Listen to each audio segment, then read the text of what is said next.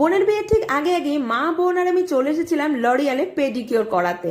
আর প্রথমে মা আর বোনকেই বসিয়ে দিয়েছিলাম। আর মা পেডিকিওর করাতে করাতে দিয়ে দিল লম্বা একটা ঘুম। এরপরেই বসে পড়লাম আমি।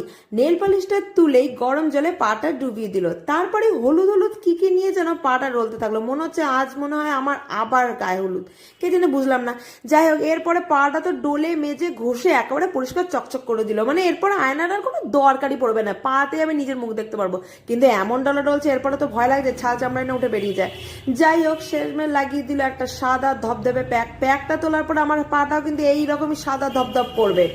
আর এইবার সব শেষে সেই রিল্যাক্সের জায়গা, যার কারণে আমি পেডিকিওর করতে এসেছি। মনে হচ্ছে যেন যুগ যুগ ধরে আমি শুয়ে রেস্ট নিতেই থাকি, এরকম মেসেজ চলতেই থাকুক।